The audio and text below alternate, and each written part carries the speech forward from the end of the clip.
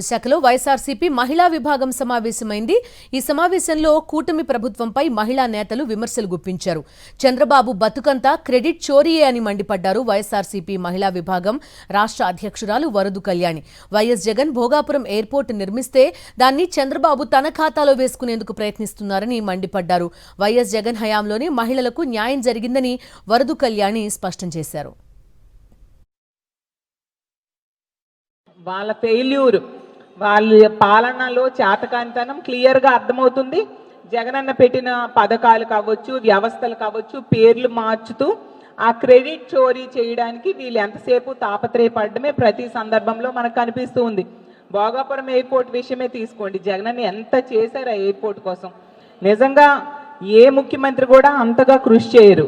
ఆ ఎయిర్పోర్ట్కి 960 కోట్లు పెట్టి నిర్వాసితులకి భూసేకరణ చేయడం జరిగింది.